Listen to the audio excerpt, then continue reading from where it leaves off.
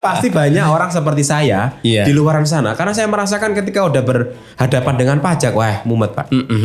Itu surat datang aja wis ndredeg. Iya, betul. Ndredeg. Pusing makanya. Ketakutan itu muncul karena ketidaktahuan. Yang kedua karena memang ada kesalahan. Tapi rata-rata sebenarnya karena ketidaktahuan. Kalau kemudian pelaku usaha itu sejak awal kita edukasi mengenai tentang legalitas perpajakan, nanti tidak ada kekhawatiran itu. Kalau kita tidak mengurus legalitas, tentu kegiatan usaha dan legalitas kita ini tidak bisa memberikan kepastian kepada customer atau konsumen kita terhadap produk yang kita pasarkan. Kalau kita lihat kita sehari-hari misalkan mengkonsumsi makanan, produk, tidak ada tuh kita yang kemudian berani atau mau membeli atau mau mengkonsumsi satu produk yang tidak jelas legalitasnya. Artinya tidak ada izin edarnya misalkan. Kan nggak ada yang mau membeli itu. Kalau kuliner itu karena izin dasarnya kan NB. Terus izin pengembangannya adalah sertifikasi halal. Oke. Ya, kalau makanan kuliner sertifikasi halal cukup. Kalau dia ternyata mengembangkan makanan kering dan diedarkan, maka izin PIRT, pangan industri rumah tangga. Kalau skalanya besar, lebih besar lagi, maka dia bisa izin di BPOM. Keluarnya adalah MD, makanan dalam negeri. Kalau makanan luar negeri ML. Itu seperti itu tahapan-tahapan. Assalamualaikum warahmatullahi wabarakatuh. Sebenarnya pecah telur itu memiliki sebuah divisi yang membantu teman-teman UMKM untuk mengurusi legalitasnya.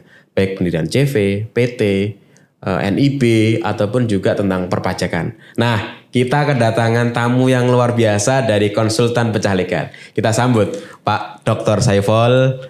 Terima kasih Mas Agung kesempatannya. Dan Pak Fauzi. Terima kasih. Mendatangkan berdua ini agak susah ini. Jadi saya apresiat banget ini kehadiran mereka berdua. Bisa aja Mas Agung. Nah, Pak Saiful ini boleh kenalan dong berarti Pak Saiful ini sebenarnya siapa sih gitu kok menjadi sangat termasuk juga center juga loh Pak jenengan itu di Tulungagung itu kalau hukum itu Pak Saiful gitu. Nah itu boleh diceritakan Pak Saiful. Iya kalau kaitannya dengan pendampingan pelaku usaha UMKM ya di sini saya sebagai konsultan hukumnya pecah legal yang bagian dari pecah telur di situ. Tapi selain di situ juga saya punya kegiatan mengajar sebagai dosen di Fakultas Hukum Uniska Kediri. Selain itu juga sebagai advokat.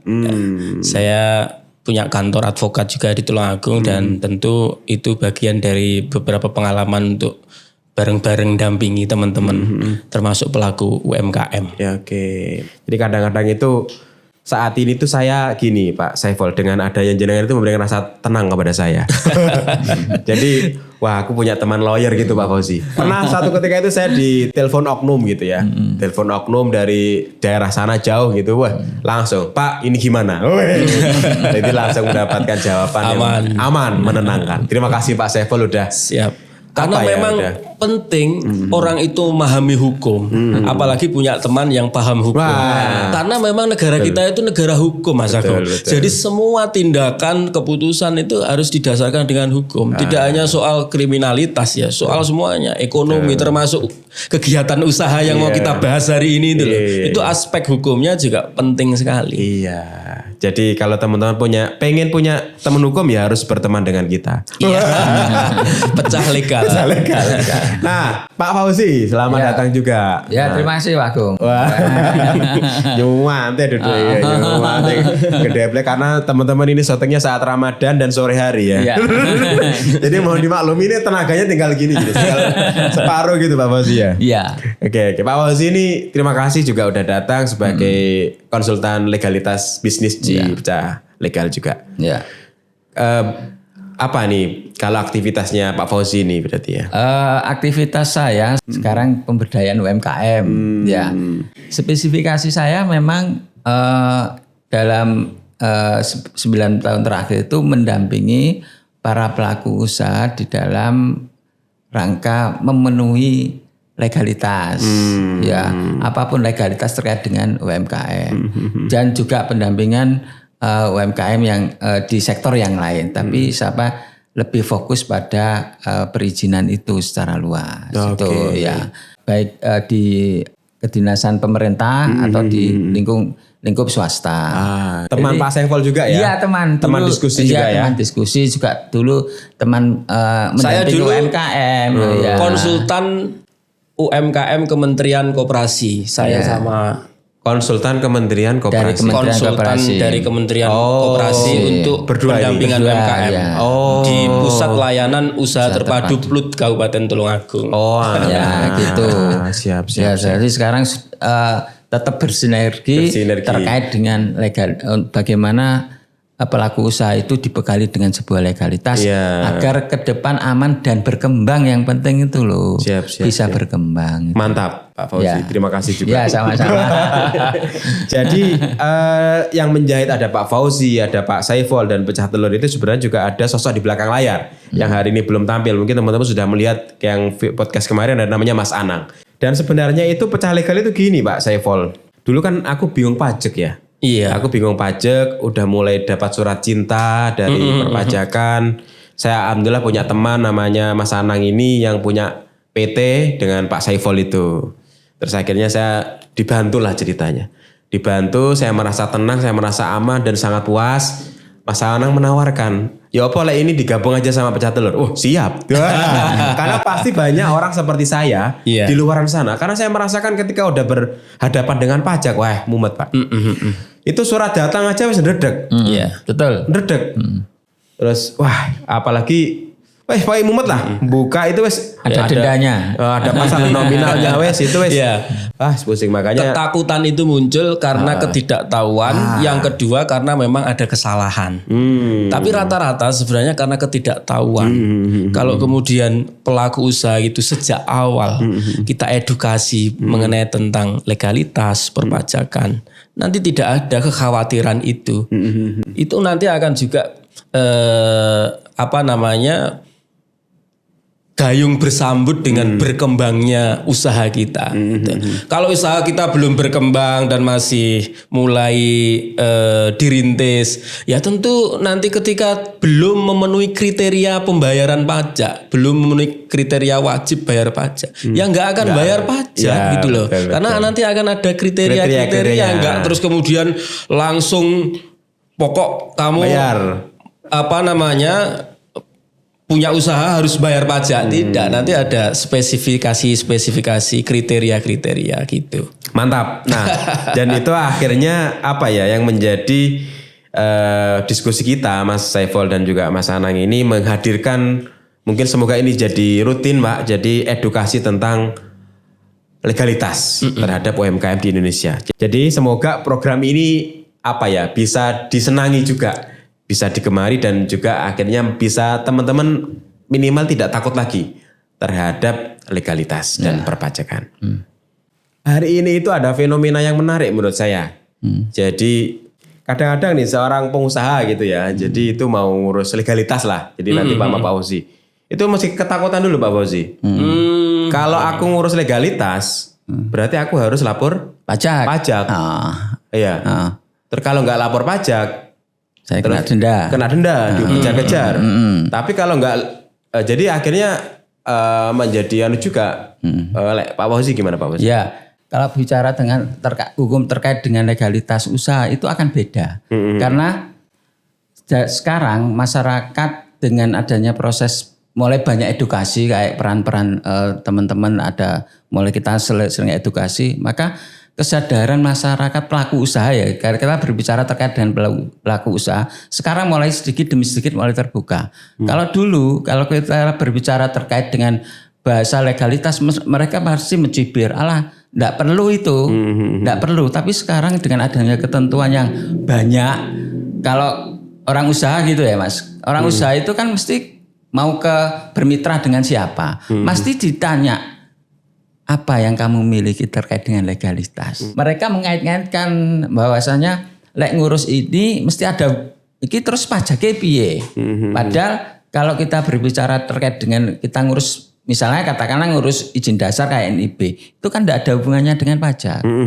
Ya kan? Dan sekarang NPWP pun terintegrasi dengan NIK kan. Jadi gitu secara ya? otomatis orang-orang sekarang itu harus ya secara setengah diwajibkan untuk harus punya NPWP. Gitu. Katakanlah kalau kita bicara konteks UMKM pada umumnya, Mas Saiful, pemula gitu ya. Siap. Itu untuk band apa ya? Kan kita kan negara hukum ya, ini sebagai konsultan hukum kita. Itu band apa ya? Ibaratnya itu udah agak punya hukum gitu loh, apa ya? Dia nggak blunusan, bahasanya apa nggak blunusan itu?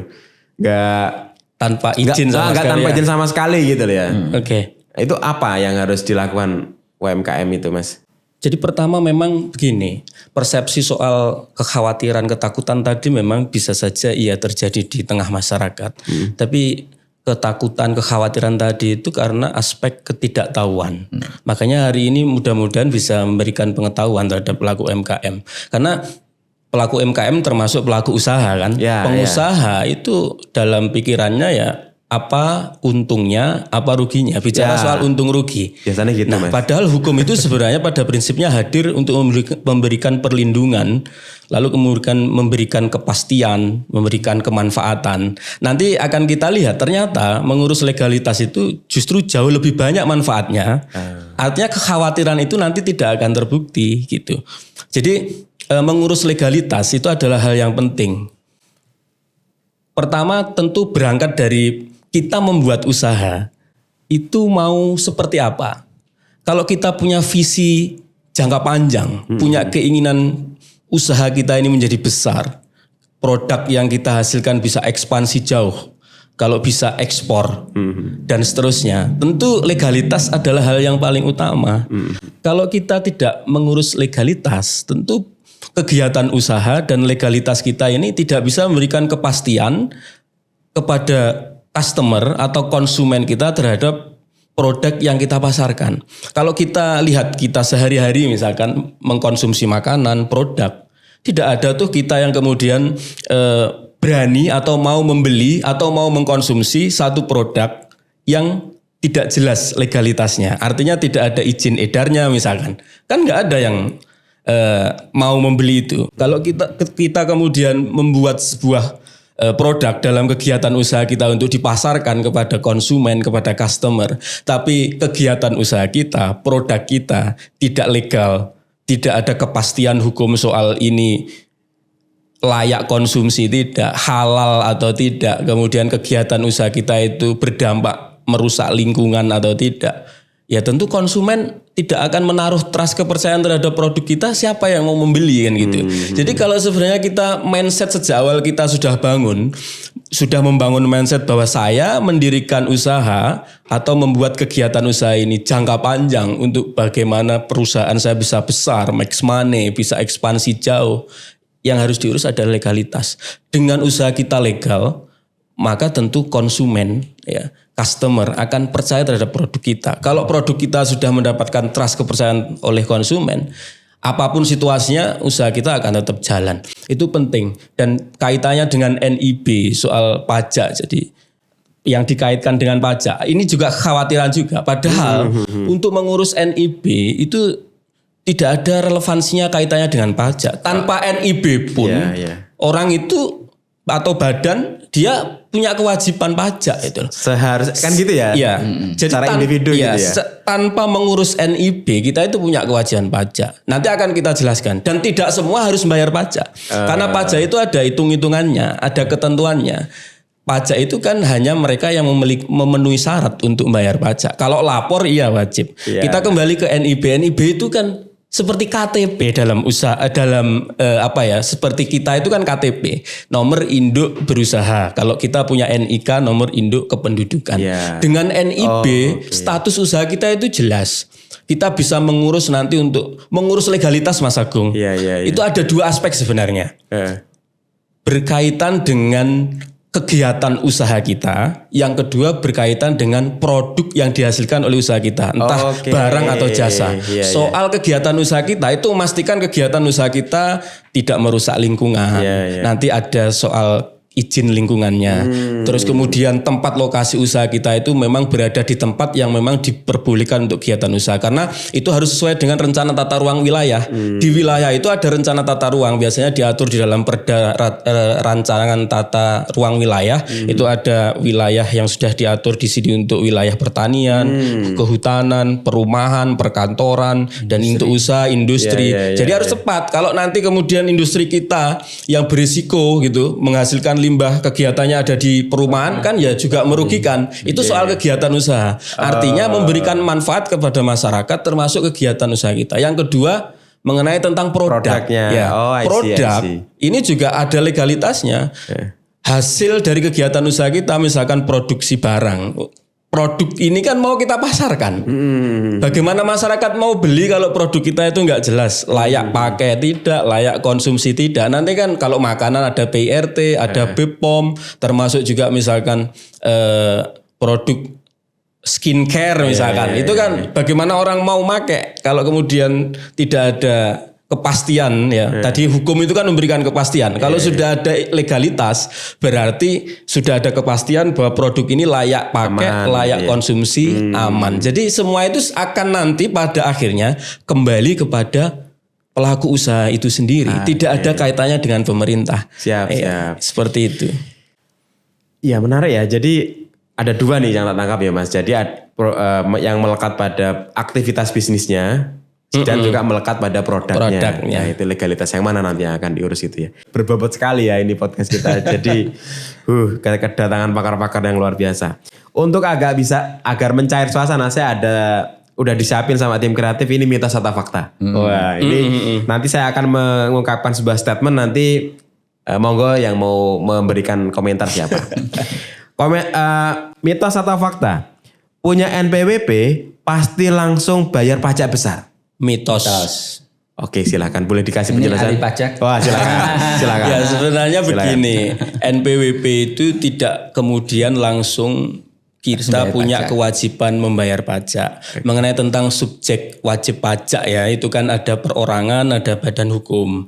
Kalau perorangan nanti ada dua lagi, dia karyawan atau pelaku usaha nanti karena ada kualifikasi pelaku usaha perorangan. Kalau badan itu jelas badan usaha bisa CV, bisa PT dan lain sebagainya. Nah, untuk kemudian ketika kita memiliki NPWP ada hipotesa bahwa wajib membayar pajak itu mitos. Karena untuk kita punya kewajiban membayar pajak itu ada kriteria-kriteria yang kemudian sudah diatur dalam peraturan perundang-undangan perpajakan kita. Contohnya misalkan untuk pajak usaha perorangan ya, karena kita konteksnya pelaku usaha hari ini. Pelaku usaha perorangan secara ketentuan peraturan perundang-undangan hari ini untuk diwajibkan membayar pajak itu ketika omsetnya dalam 1 tahun itu di atas 500 juta. Kalau pelaku usaha kecil ya, yang omsetnya di bawah 500 juta ya tidak perlu bayar, tapi wajib lapor. Kalau lapor itu wajib, itu punya NPWP wajib lapor, itu fakta. Tapi kalau punya NPWP wajib bayar itu mitos. Jadi saya lanjutkan untuk usaha perorangan minimal omset 500 juta. Baru kemudian nanti kalau di atas 500 juta omsetnya baru dihitung akan ada kewajiban membayar pajak. Membayar pajak pun pelaku usaha UMKM itu dapat banyak fasilitas. Sekarang ada fasilitas pajak PPh final 0,5% dari total omset. Jadi nanti dihitung omsetnya baru 0,5% dan itu fasilitas itu didapat sampai 7 tahun kalau usaha perorangan. Nah, tapi kalau subjek pajaknya itu adalah badan usaha, ya, badan hukum seperti CV, PT, maka memang ketika kita sudah punya NPWP, kita menjalankan usaha itu ada keharusan lapor dan ada ketentuan pembayaran pajak memang. Lah pembayaran pajaknya untuk CV itu juga punya fasilitas. Ketika omsetnya 4 4,8 M Setahun. dalam 1 tahun, belum lebih dari 4,8 M, dia mendapatkan fasilitas juga PPh final, yaitu 0,5% dari total omset. Dan itu didapat selama 4 tahun. Nah, nanti kalau kalau PT fasilitas 0,5% itu didapat selama 3 tahun. Jadi tidak selalu, khususnya dalam konteks usaha perorangan tadi ya, usaha perorangan pelaku UMKM, tidak selalu kemudian punya NPWP langsung bayar pajak. Ada kriteria-kriteria tertentu itu yang penting harus dipahami oleh masyarakat. Jadi tentu pajak itu sebenarnya ya tergantung hasil yang kita peroleh dan itu ada hitung-hitungannya. Kalau kemudian nanti kita sejak awal memang mempelajari mengenai tentang kewajiban pembayaran pajak ini, sebenarnya kalau dihitung ya proporsional sebenarnya ya. Cuma kadang kita itu kan karena ada ketakutan tadi seolah-olah pajak itu membebani. Sebenarnya kalau kemudian penghasilan kita banyak dengan angka persentase yang sudah ditentukan oleh pemerintah, saya rasa ya tidak membebani usaha kecuali kalau persentasenya itu besar. Itu sih. Oke. Nah, jadi penasaran. Kalau proses lapornya itu seperti apa, Mas Saiful? Ya. Jadi sekarang sudah ada namanya Kortex itu ya Mas Agung ya. Dengan adanya Kortex sekarang semua terintegrasi. Jadi kita itu masyarakat sudah dalam tanda kutip sulit untuk kemudian itu menghindar ya dari Kortex itu. Dari Kortex itu karena semua sudah terintegrasi semua. NPWP nanti kemudian dengan BPN dengan mana-mana. Jadi misalkan nih hari ini kita punya kekhawatiran, alah nggak usah ngurus NPWP, kita wong anu aja kok, pasti juga nanti nggak ketahuan gitu. Pada akhirnya nanti tetap akan ketahuan karena kalau kita itu nggak punya NPWP atau nggak pernah lapor pajak, kita punya uang banyak itu seolah-olah seperti nggak punya uang karena nanti pada akhirnya kita nggak berani beli karena kalau berani beli itu akan kedetek. Misalkan kita mau beli tanah nih, nah, kemudian tanah dibalik nama ke atas nama kita, nanti ada perpajakan di situ dan akan terintegrasi dengan Kortex, akan terlihat Mas Agung ini katanya nggak punya usaha. Tapi kok beli-beli kok gitu. Bisa beli tanah dalam 1 tahun sekian hektar, beli mobil, ya kan? Nanti ketika beli mobil kan pasti akan ditarik PPN. Ketika tarik PPN otomatis Mas Agung ngasih KTP. Tidak perlu NPWP, sekarang kan sudah terintegrasi dengan NIK. Ketika Mas Agung beli mobil nggak mungkin dapat uang dari mana, pasti ada kegiatan usaha atau kemudian dari hasil kerja, gaji. Tapi kalau kemudian kita nggak melaporkan, nanti juga pasti akan ketemu. Ya oke. Itu sih. Kalau proses pelaporannya di Kortex itu bisa online ya Mas ya? Bisa. Dan dengan adanya Kortex, harapannya memang lebih mudah ya. Tapi kalau yang mungkin banyak sekali pertama yang menggunakan Kortex agak merasa ribet ya. Tapi sebenarnya kalau nanti sudah terbiasa itu mudah. Karena contohnya misalkan begini, kita sebagai dosen misalkan yang sudah mendapatkan gaji dan sering mengisi seminar, mengisi kegiatan yang dapat honor ya kan, itu biasanya kan sudah dipotong PPh 21. Nah, itu kalau dengan adanya Kortex kita sudah nggak perlu melaporkan bukti potong tadi, sudah terintegrasi di Kortex kita itu sudah langsung muncul. Wah, Pak Saiful ini dalam 1 tahun menerima honor sekian dari kegiatan ngisi seminar, kegiatan macam-macam. Itu sudah terlihat di situ.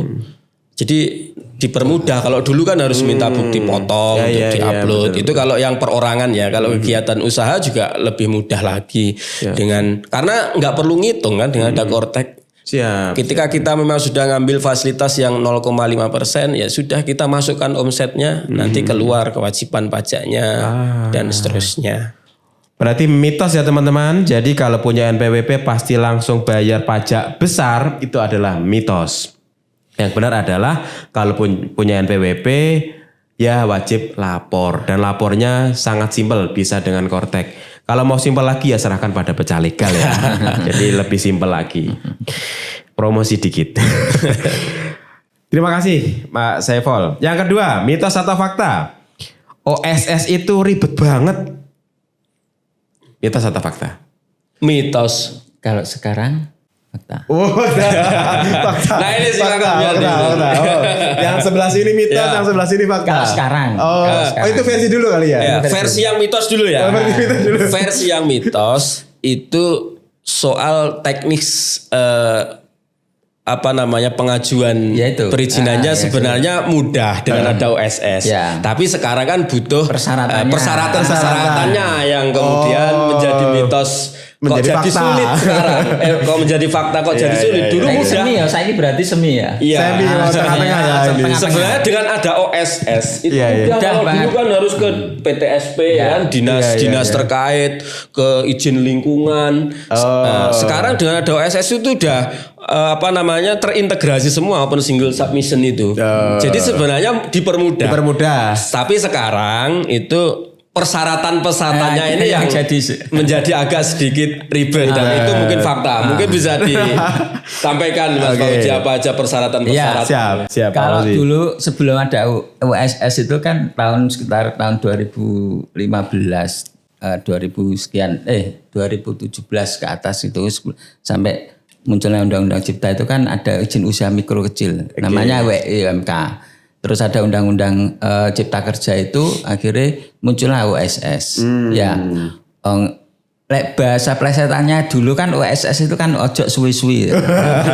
Biar simpel aja. Ya, ojo suwi-suwi. Memang terbukti tidak suwi. Jadi kalau teman-teman mengajukan OSS itu ya data diisi lengkap 15 menit udah jadi langsung. udah kita bisa nerima dan secara yang tadi dikatakan oleh Pak Saiful tadi memang itu sangat mempermudah ya. Kita sudah kalau dulu sebelum ada itu kan kita harus datang ke PTSP bawa berkas ya, ke perizinan bawa berkas, nanti divalidasi oleh petugas, kita dihubungi datang lagi ke sana. Oh sudah jadi. Dulu kan ada SIUP dan TDP, surat izin usaha perorangan itu atau industri kan.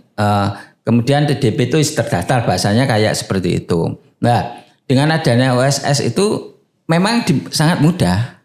Ya, sangat mudah. Lah, ini kemudian ada PP 28 ya, Vol ya.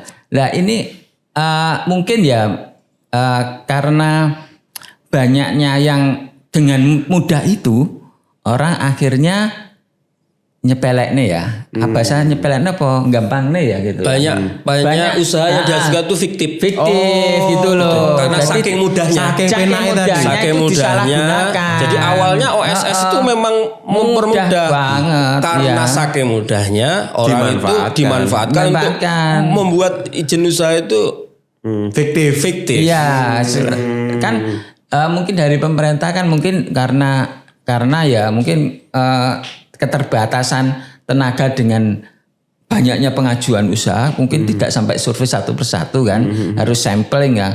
Mungkin dari situ kok di sini setelah muncul NIB dicek kok nggak ada usahanya, dari situ sekarang diperketat. Itu persyaratannya sekarang diperketat. Cuma kalau usaha itu kan di OSS itu kan usaha itu ada skala resiko. Ada resiko rendah, menengah rendah, menengah tinggi sama tinggi. Nah, bagi para pelaku usaha yang perorangan kayak kita misalnya kita punya usaha perorangan gitu, yang resiko rendah itu sebenarnya agak lebih sekarang masih mudah itu untuk persyaratan itu masih mudah ya, karena tidak membutuhkan persyaratan yang lebih kompleks gitu ya gitu ya. Kalau tetapi di saat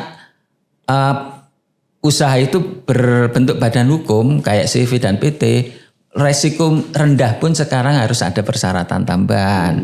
Ya, okay. Kalau di resiko rendah untuk badan usaha, kita itu mengajukan tadi kayak tata ruang gitu, ya pendaftaran tanah Pertek itu. Jadi terintegrasi sekarang dengan BPN dengan PUPR untuk sekarang. Kalau dulu enggak. Kalau dulu kita daftar ini sekitar 10 menit 10 sampai 15 menit jadi sudah kita bisa cetak, sudah terbit, sudah kita bisa gunakan. Tapi sekarang butuh verifikasi. Dari yang kalau perorangan itu menengah rendah sampai tinggi itu butuh verifikasi. Kalau badan mulai rendah sampai tinggi itu diverifikasi.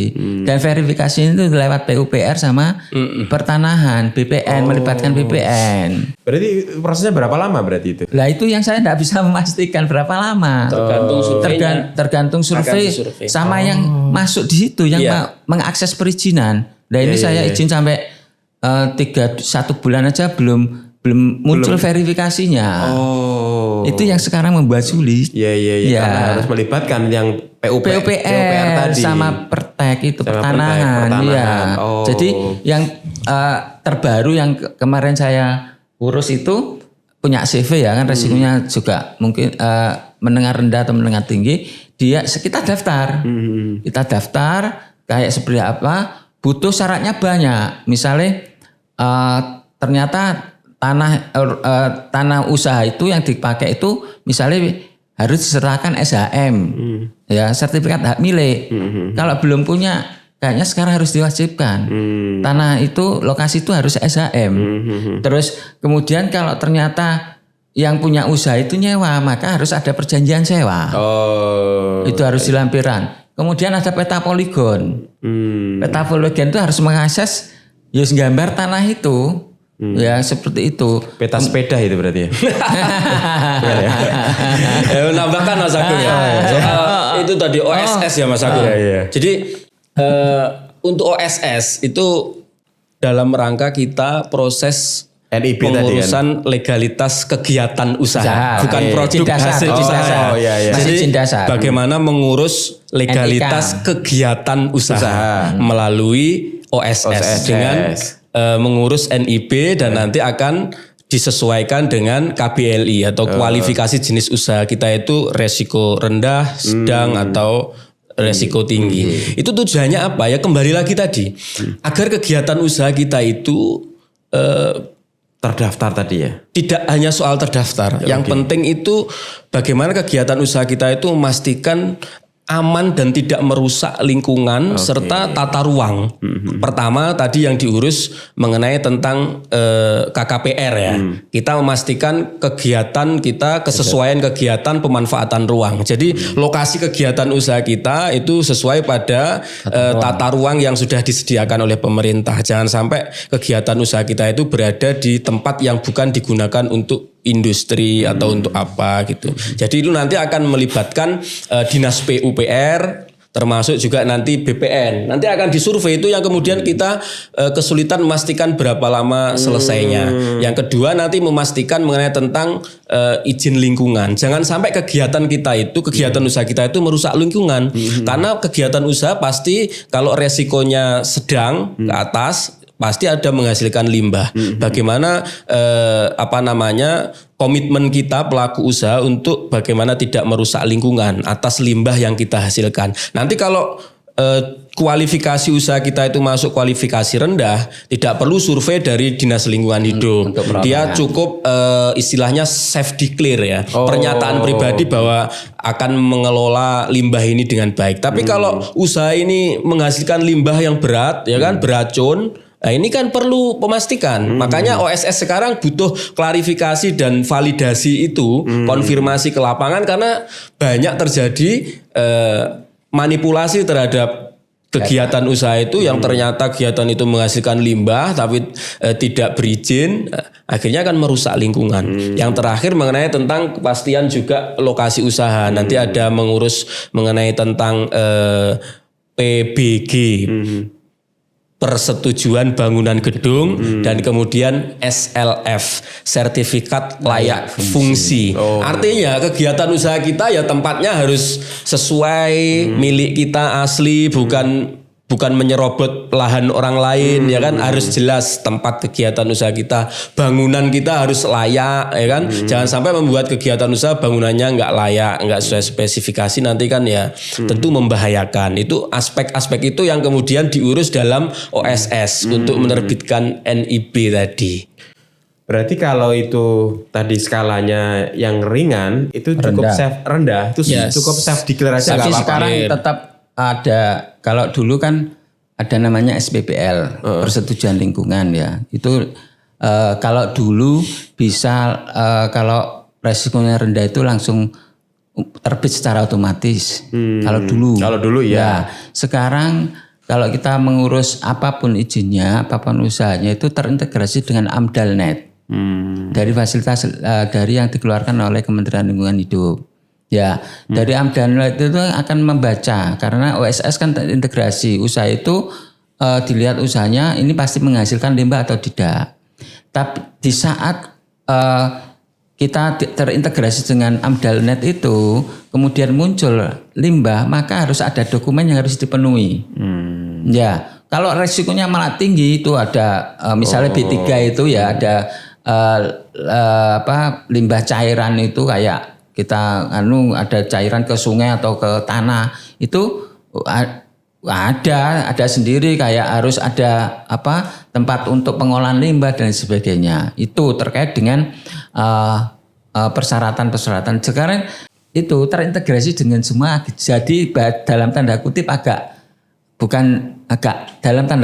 sulit dan agak ribet sebenarnya kalau sekarang. Kalau dulu sangat-sangat mudah memang. Dengan kemudian itu akhirnya ketemuan disalahgunakan kan seperti itu. Iya. Sebenarnya juga salah kita ya, salah masyarakat kita. Dipermudah tapi ternyata disalah fungsikan. Lah itu akhirnya yang menjadi kalau dulu kan sempat dengan munculnya OSS itu kan menjadi debatable ya. Kemudian nanti kapan itu disurvei? Siapa yang mensurvei? Karena dengan mudahnya ini kan banyak akhirnya yang didaftarkan. Kalau dulu masih manual itu kan disurvei. Ya ada petugas yang datang karena datanya memang datang ke mereka kan datang ke kantor. Jadi datanya kan kelihatan. Tapi sekarang kan enggak, siapapun bisa mengakses. Lah kontrolnya kan hanya data di masing-masing dinas itu. Tapi dia kan tidak datang secara langsung. Karena banyak seperti itu. Nah, terkait dengan itu OSS ini kan menjadi penting karena yang tadi dikatakan oleh Pak Saiful ini kan menjadi izin dasar. KTP-nya itu akan muncul nomor induk berusaha itu perlu diketahui, nomor induk berusaha itu cuma satu, Mas Agung. Nomor induk berusaha itu cuma satu. Yang banyak itu nanti KBLI-nya. Jadi satu orang itu bisa boleh banyak KBLI sesuai dengan usahanya. Tapi konsekuensinya di saat KBL itu banyak, maka ada sesuatu syarat yang harus juga dipenuhi. Apalagi bentuk CV itu daftarnya tidak bisa berbatan ya. Itu maka per KBL itu akan muncul PNBB-nya juga. Juga akan disurvei oleh pertanahan. Maka kami sarankan di saat kita ngurus itu ya misalnya langsung usianya 3 ya langsung 3 biar dari petugas juga enggak riwari PNBB-nya tapi satu-satu gitu. Siap. Oke, ini selanjutnya masih terkait dengan NIB. Mitos atau fakta? Kalau sudah punya NIB, nanti pasti dicari-cari salahnya. Mitos atau fakta? Mitos. Jelas mitos ya ini ya. Justru kalau nggak punya NIB salah.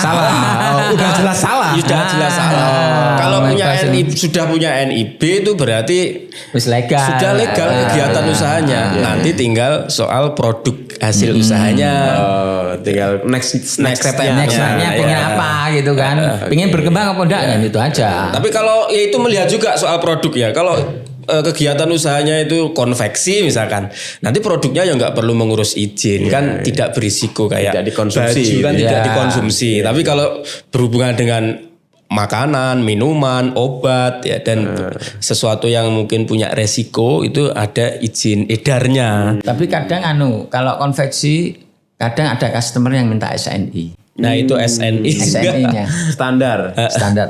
Ada. Minimal kalau dipakai nggak bikin gatel gitu ya. Ya kurang ya kalau SNI gitu ya? standarnya seperti apa? Tapi ada customer yang memang minta gitu ya? harus SNI. Kalau helm kan SNI-nya kan nggak pecah gitu ya. Ya. Kalau baju apa ya Mungkin SNI? nggak robek kali. Dipakai tiba-tiba robek. Atau jahitannya nggak melotot-melotot gitu ya. Oh, Itu iya. Pak Anang itu yang Pak Anang tekan nanti kita tanya ya, konveksinya. SN-nya Itu konveksi harus apa? harus adain SNI-nya gitu. Tapi nggak perlu halal ya kalau konveksi ya. Loh, boleh. Oh, boleh juga. Bisa. Boleh. Pariwisata itu juga halal. Oh. Kita berpikir pariwisata kok halal ya gitu kan. Boleh halal. Terus kayak transportasi halal. Oh, gitu ya. Ada. Seperti apa kriterianya? Itu Kementerian Agama, BPJPH yang Jangan sampai nanti yang itu. baju ada kandungan narkobanya terus Iya. bisa ini kan. Kayak kayak inovasi dari ya.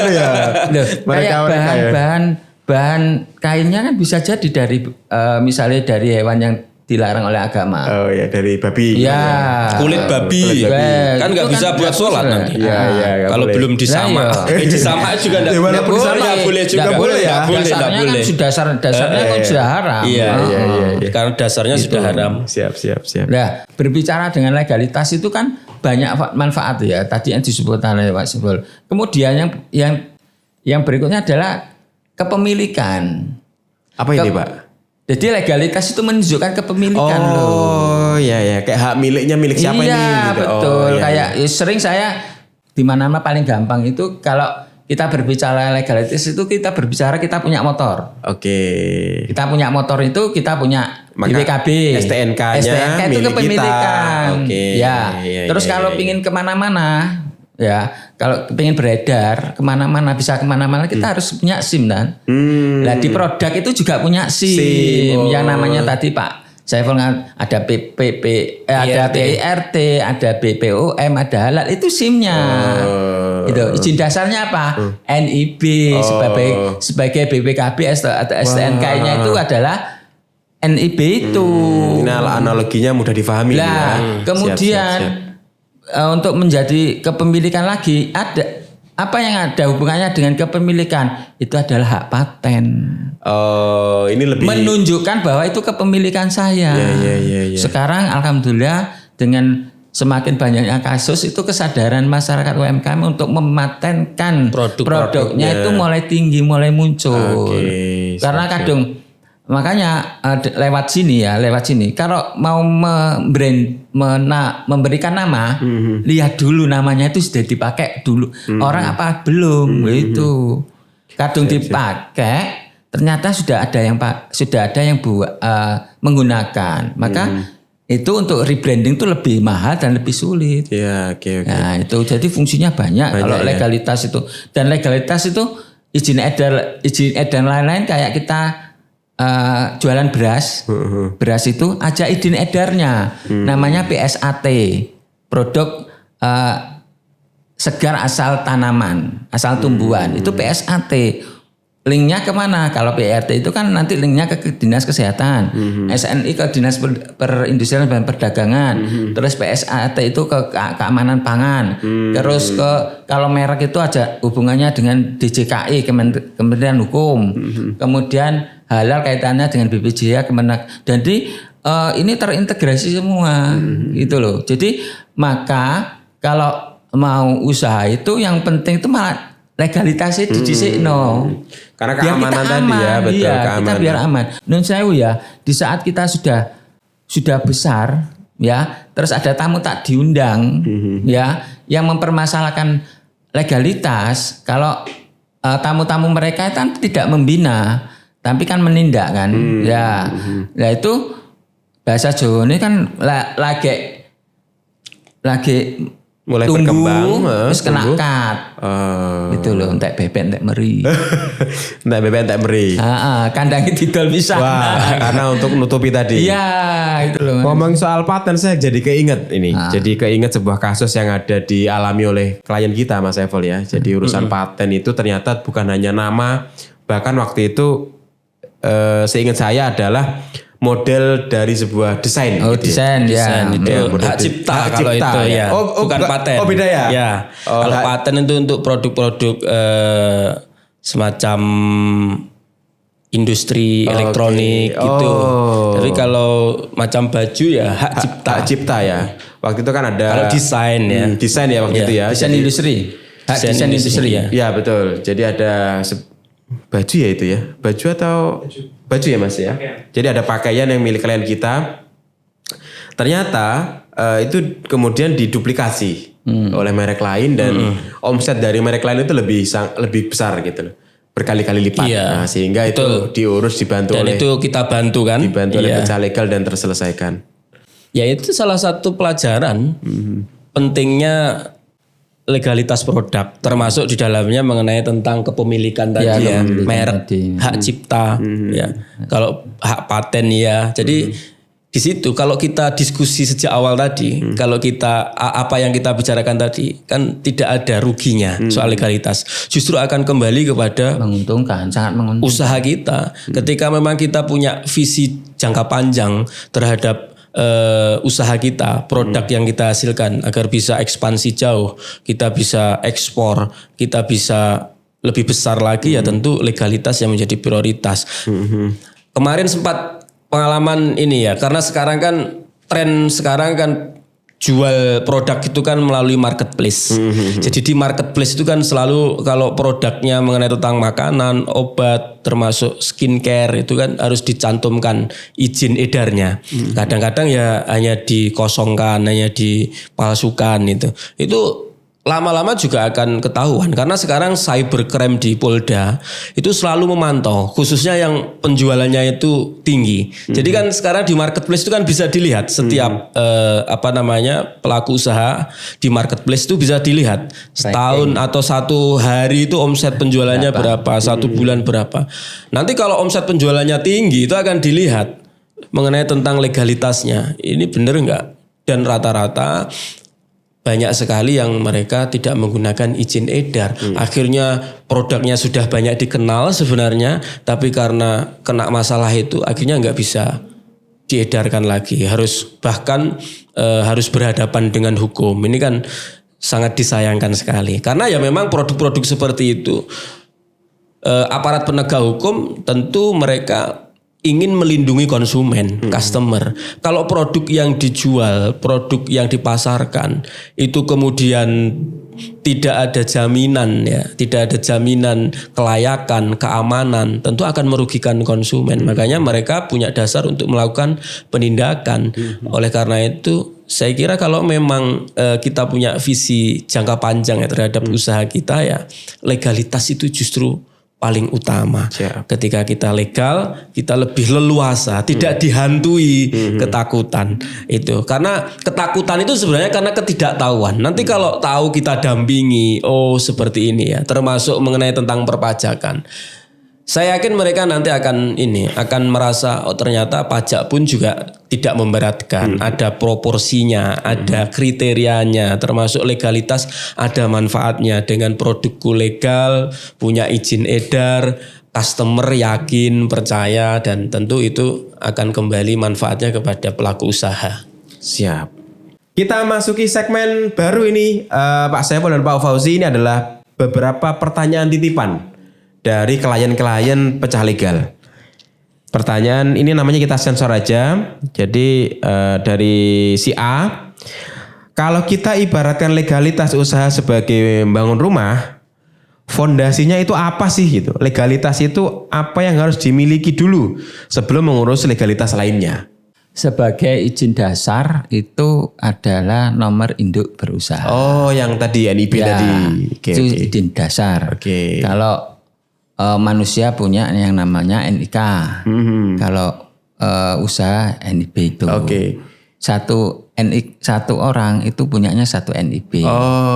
Ya, kalau kita terus daftar, misalnya kita sudah punya NIB, terus daftar lagi, pasti sistem akan membaca. NIK sudah pernah didaftarkan. Betul. Itu. Berarti satu NIK, satu NIB. Ya, betul. Dan itu kayak ibaratnya KTP kita. KTP-nya usaha. KTP usaha. Ya, terus kalau yang yang banyak itu yang KBLI-nya, boleh banyak. KBLI itu jenis ya? Ya, jenis usahanya banyak dimasukkan, ada nomornya gitu ya.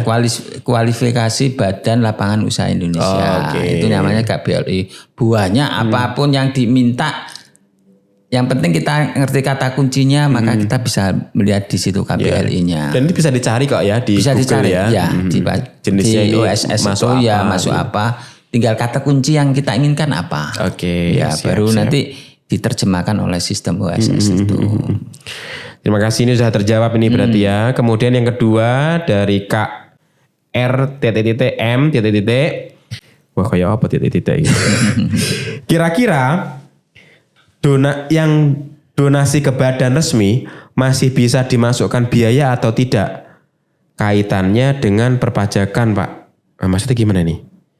Kira-kira yang donasi ke mungkin itu mengenai tentang itu sebenarnya bagian dari proses pelaporan pajak ya dari kegiatan usaha. Tapi nggak masalah. Kita akan jelaskan tadi mengenai tentang donasi. Apakah donasi itu bisa jadi pengurang dari, pajak? Pengurang pajak. Ya. Artinya ketika perusahaan itu memberikan donasi, sumbangan itu apakah bisa menjadi pengurang dari laba bruto kita sehingga nanti laba bersihnya menjadi berkurang kan, menjadi pengurang, akan mempengaruhi terhadap pembayaran pajak. Nah tentu mengenai tentang sumbangan, donasi itu ada kriteria sebenarnya yang diatur di PMK 76 tahun 2020. Ada 5 kriteria itu. Kalau kegiatan donasi itu mengenai tentang bencana sosial itu masuk. Kemudian untuk penelitian, untuk pendidikan, untuk infrastruktur sosial itu masuk. Yang penting penerima donasi kita atau lembaga resmi itu tidak ada afiliasi atau tidak ada hubungan khusus dengan kita. Itu kan jangan sampai digunakan untuk memanipulasi pajak kan. Kalau punya hubungan spesial kan berarti hasil usaha kita gunakan dengan alasan untuk menyumbang atau donasi, kemudian untuk mengurangi pembayaran pajak kita, itu baru yang nggak boleh. Tapi kalau memang real untuk kegiatan donasi dan itu masuk dari kriteria yang memang diperbolehkan, bisa menjadi pengurang pajak nanti. Berarti ini selain yang PPh final tadi ya Pak Saiful? Iya, yang PPh final. Tapi yang itu bukan PPh final. Bukan PPh final. Kalau kan? yang menggunakan fasilitas PPh final 0,5%, kan tidak perlu ngitung profit atau laba bersih. Hanya hanya mengacu kepada omset atau laba kotor kan 0,5%. Tapi kalau berkaitan dengan pertanyaan tadi itu berarti sudah habis masa itunya fasilitas 0,5% atau tidak memilih yang pakai 0,5%. Karena keputusan untuk mengambil fasilitas 0,5% dari omset atau PPh final itu juga butuh pertimbangan Mas Agung. Dan kita nanti bisa memberikan pertimbangan-pertimbangan khusus. Sebenarnya mana sih yang lebih bermanfaat bagi kita? Contohnya misalkan untuk menentukan pilihan apakah ngambil fasilitas 0,5% atau pakai yang hitungan laba bersih yang biasa itu, yaitu bergantung juga dengan kegiatan usaha kita. Kalau kegiatan usaha kita itu menghasilkan profit tinggi dari produk itu, produk yang kita jual, misalkan produk kita ya kita sendiri yang memproduksi, kita yang menjual, berarti kan antara HPP, harga pokok penjualan dengan laba itu kan tinggi ya labanya. Ya itu silakan PPh final aja. PPh final 0,5% lebih menguntungkan. Tapi kalau usaha kita itu profitnya kecil, reseller, jual ulang itu kan marginnya sedikit. Iya jangan yang PPh final. Nanti kan hitungannya lebih boncos nanti. Pakai yang hitungan pakai yang ini tadi ya, yang pengurang ada pengurang-pengurangnya. Hitungan pajak, prosentase pajaknya kan progresif ya, 5% sampai 35%, tapi nanti ada ketentuan khusus ada hitungannya tersendiri gitu. Nah itu juga yang menyarankan kita juga waktu itu kalau case-nya pecah telur itu pakai yang PPh final. Karena kan juga waktunya masih berlaku, PT kita masih belum 3 tahun. Dan kebetulan kan kalau kita jasa Pak Saiful, jadi kan marginnya ya bahkan nggak ada HPP ya. HPP-nya ya operation karyawan aja. Jadi kita disarankan pakai PPh final 0,5. Jadi alhamdulillah. Sebenarnya juga ada ilmunya. Mas gitu ya. Untuk menentukan badan usaha atau badan hukum, apakah CV atau atau PT. PT, itu Oke. banyak pertimbangannya. Bisa pertimbangan pajak, bisa pertimbangan hukum. Nah itu sebenarnya kalau dibahas bisa satu segmen tersendiri. segmen sendiri. Iya. Siap, itu nanti segmen ke depannya. Siap, lanjut. Kemudian ada Mas titik-titik. Mungkin ini Mas sering menjadi pertanyaan bagi pemula UMKM. Apa sih yang harus diurus dan kemana kita mengurus berkas tersebut ketika kita mau memulai usaha, terutama di bidang F&B dan jasa. Ini berarti Pak Fauzi. Ya. Silakan. Tadi bangun rumah fondasi sama. Mirip Jadi ini pertanyaannya ya, yang berarti. pertama itu adalah itu kita NIB kembali tadi ke ya. NIB. Ya, kemudian kalau ingin pengembangan yang lain tinggal produknya apa. Ya, kalau jasa saya kira cukup dengan NIB, lihat KBL-nya apa, sudah. Siap. F&B. Food and beverage. Food kuliner. Oh, F&B kalau itu kuliner. Kalau kuliner itu karena izin dasarnya kan NB, terus izin pengembangannya adalah sertifikasi halal. Oke. Ya, kalau makanan kuliner sertifikasi halal cukup. Kalau dia ternyata mengembangkan makanan kering dan diedarkan, maka izin PIRT, pangan industri rumah tangga. Kalau skalanya lebih besar lagi, maka dia bisa izin di BPOM. Oke. Keluarnya adalah MD, makanan dalam negeri. Kalau makanan luar negeri ML. Itu seperti itu tahapan-tahapan. Iya. Boleh dirincikan Pak? Tadi kan katakanlah NIB bisa diurus online berarti ya. Ya, NIB online. Semua terintegrasi dengan OSS. Oh, semua terintegrasi. Iya. Berarti semua bisa online itu bisa ya. lewat online. Cuma kalau sudah ranah ke yang lain itu ada persyaratan khusus yang harus dipenuhi. Harus datang ke lokasi kantornya. Harus ke lokasi atau persyaratan khusus. Kalau BPOM itu lebih sulit lagi. Kita harus di sini kalau di wilayah Tulungagung ada di Lokapom di Kediri itu. Itu bisa konsultasi di sana. Atau di MPP. MPP itu setiap hari Senin itu BPOM. Cuma memang pelayanannya tidak seluas di Lokapom, terbatas yang jaga itu. Itu tidak ada di setiap kabupaten ya itu ya. Tidak Kalau ada. di sini di Kediri ya. Ya di Kediri, ikut Karesidenan Kediri. Jadi begitu ya Mas, ini yang tanya. Jadi yang pertama adalah NIB dan kalau mau kemana ya mungkin ke pecah legal aja. Nah, ini lebih mudah dan simpel. Bisa juga konsultasi gratis di kita. Oke, dari yang lain, kalau ada simulasikan mengenai pajak atau tips dan trik bayar pajak murah tapi tetap legal. Wah ini menarik ini. Jadi dia itu pengennya tetap bayar pajak, tapi biar dapat murah gitu. Oke, ada tips dan triknya. Ya, jadi tadi ya sebenarnya. perlu pembayaran pajak itu memang butuh pendampingan orang yang paham pajak agar kemudian bisa kita menyusun tax planning ya. Tax planning itu nanti ada tips dan trik itu yang legal yang disebut sebagai tax avoidance. Beda dengan kalau tax evasion itu semacam penggelapan pajak, tapi kalau avoidance itu mencari celah. Jadi mencari celah itu nggak masalah, legal. Ada beberapa banyak tips, triks yang kemudian nanti dalam proses pelaporan kita agar memang pajak kita sesuai dengan apa yang kita hasilkan itu dan tidak memberatkan itu.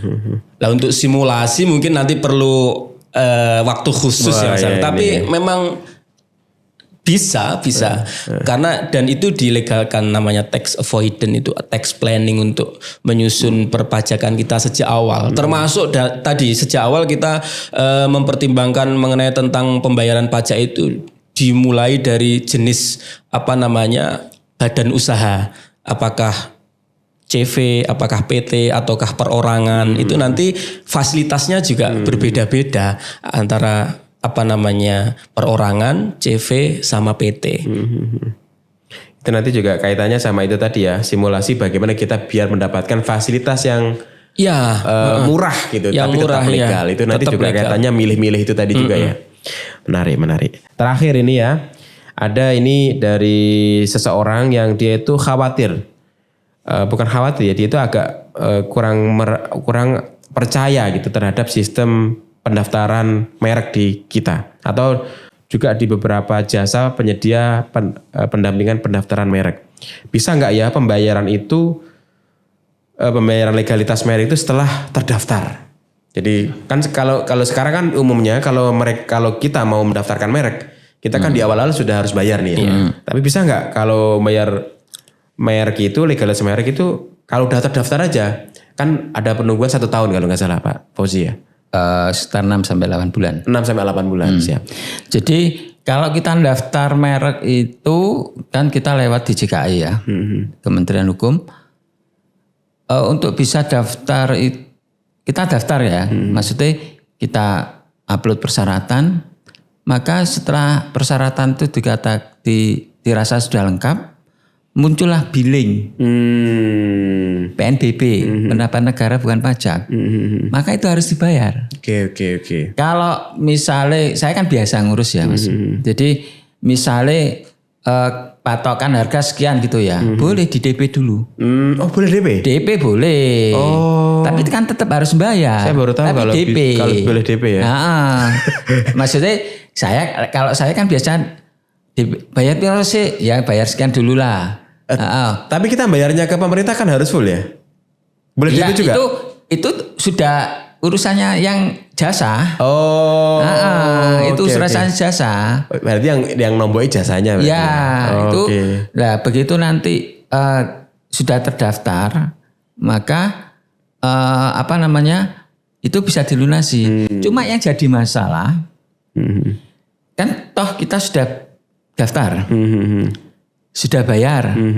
Ternyata merek itu ditolak, maka uang daftar kita hilang. Hangus, tidak bisa ditarik.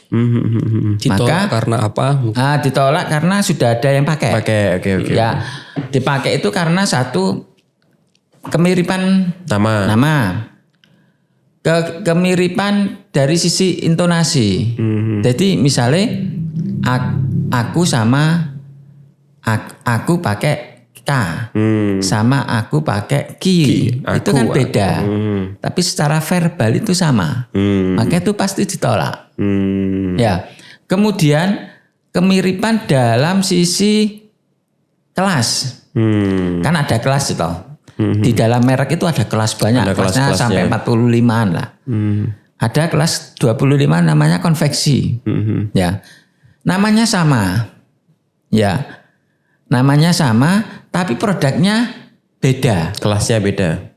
Kelasnya sama. Oh, kelasnya sama. Nama sama. Oke. Kelas sama, produk beda. Itu bisa berhasil, bisa tidak. 50-50. Ya. Tapi kalau benar-benar beda, aman itu ya? Kemungkinan aman. Tapi saya katakan itu 50-50. Karena bisa jadi itu disanggah atau dibanding oleh pemilik sebelumnya. Ya. Kayak kemarin ini banyak kasus ya. Ini kasus yang terbaru yang juga lewat saya. Itu ada merek namanya Popolog. Ya, Popolog mereknya. Oke. Ini daftar Poplox. Oke. Pop-Lux. Lux ya. Secara tulisan beda. Intonasi kan juga beda. Agak sedikit beda, tapi tulisannya beda. Ini dibanding sama yang punya Popolog. Karena kebetulan produknya sama. Ya, tapi secara tulisan tuh beda sebenarnya. Popolog dengan Poplux. Beda sebenarnya. Cuma ada banding. Maka kita harus bantah itu. Nah, kalau bantah itu prosesnya lebih lama lagi. Kalau normal itu 6 bulan jadi. Ya, kemudian terkait dengan intonasi itu juga, yaitu yang saya katakan tadi. Jadi yang perlu diperhatikan satu intonasi, tulisan sama kelas merek. Betul. Okay. Walaupun nanti di kelas 30 itu ada kopi banyak kan, terus ternyata dia milih produknya yang lain kemungkinan masih bisa. Jadi yang perlu diketahui untuk bisa masuk di dalam DJKI memang harus daftar dulu dan bayar dulu. Jadi tidak bisa ya Mas ini ya. Kunci nggak bisa. Jadi harus bayar dulu. Harus DP dulu ke yang penyedia jasa itu Bu, masih bisa. Ya tergantung nanti perjanjiannya seperti apa ya. Oke. Wah, menarik sudah. Alhamdulillah sudah terjawab semua. Terima kasih Pak Fauzi dan Pak Saiful.